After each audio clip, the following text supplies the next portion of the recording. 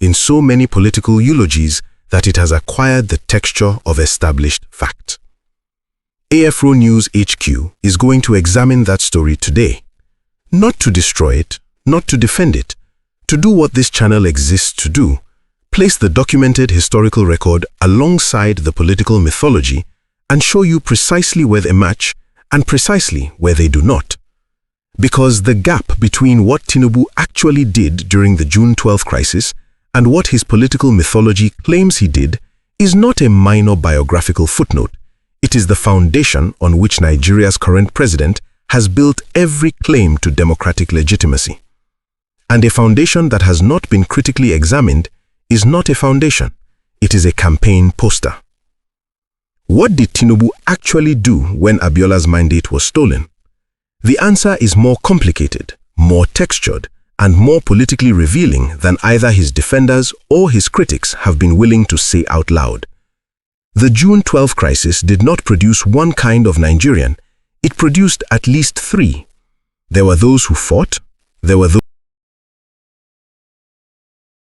more politically revealing than either his defenders or his critics have been willing to say out loud. The June 12 crisis did not produce one kind of Nigerian. It produced at least three. There were those who fought, there were those who fled, and there were those who found a way to do both and to call the fleeing a form of fighting. Understanding which category Tinubu belongs to is the work of this video. Most channels will either defend him or attack him. We are going to do neither. We are going to follow the documented record, name the gaps, and let you reach your own conclusion with the full information in front of you. If you've never been here before, you just found Nigeria's most analytical political channel. Subscribe, because this analysis has never been done at this level of precision anywhere in Nigerian political commentary. Nigeria in 1993, the political architecture of the transition program.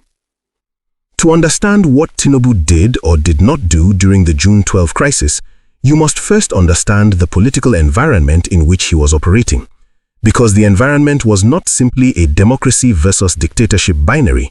It was a complex, layered political terrain in which virtually every major actor was simultaneously playing multiple roles, some principled, some opportunistic, most a mixture of both. Ibrahim Babangida's transition to civilian rule program had been running since 1986. It was, by any objective assessment, the most elaborate and most deliberately sabotaged transition program in African democratic history. Babangida created two political parties, the Social Democratic Party and the National Republican Convention, by government fiat. He determined their ideologies, their funding structures, their candidate pools. He banned previous politicians, unbanned them, rebanned them. He moved the election date multiple times, 5 times between 1990 and 1993 alone, each postponement designed to extend the military's hold on federal resources while maintaining the international legitimacy that the transition program provided. Bola Ahmed Tinubu was a product of this transition program. In 1992, he was elected to the Senate of the Federal Republic of Nigeria under the Social Democratic Party, Abiola's party, representing Lagos West Senatorial District. His election to the Senate was not an act of rebellion against the military system. It was participation in a political process that the military had designed, funded, and controlled. Every senator elected in 1992, including Tinubu, owed their political existence to a framework that Babangida had constructed and could dismantle at will. This is the first piece of context that Tinubu's democratic mythology consistently omits. He was not a dissident who entered politics from outside the military-managed system. He was a beneficiary of the military-managed transition who became a dissident to varying degrees and at varying times, when the system turned against the candidate he was aligned with. June 12, 1993. What the election was and what its annulment meant. On June 12, 1993, Nigeria conducted what has since been called the freest and fairest election in its history. The presidential contest was between Moshood Kashimawo Olawale Abiola of the Social Democratic Party and Bashir Tofa of the National Republican Convention, the results that were officially released before the annulment, and the results that independent observers, civil society organizations, and the international community had tabulated, showed Abiola winning with a commanding majority across multiple geopolitical zones, including victories in states that no southern candidate had previously won.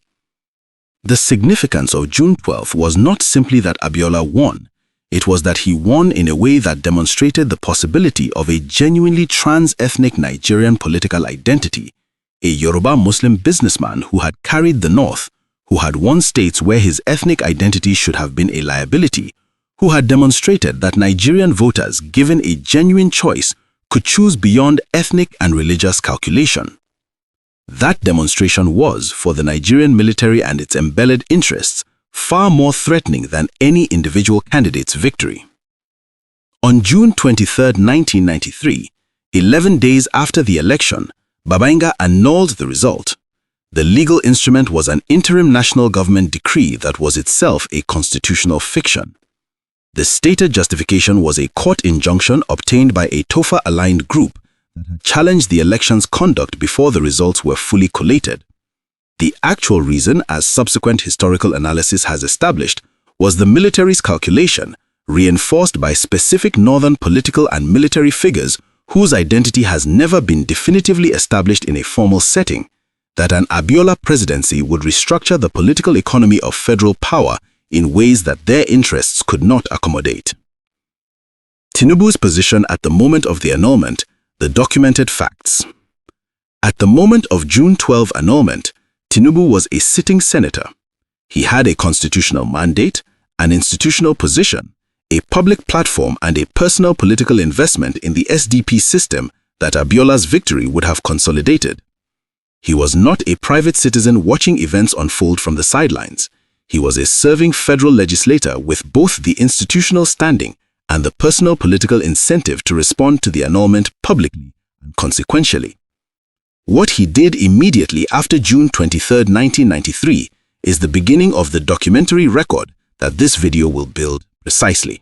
The specific political actions Tinubu took and did not take in the 18 months between the June 12 annulment and his departure into exile will be mapped document by document in Section 3. The gap between the mythology's timeline and the actual timeline is where the analysis gets most revealing. The most politically sensitive question about Tinubu's June 12 record is not whether he resisted, it is what his business and financial relationships with the Abacha government looked like while his political persona was in exile resisting that same government. That question will be addressed in Section 5 with the documented record. Phase 1. The Senate Walkout, July 1993.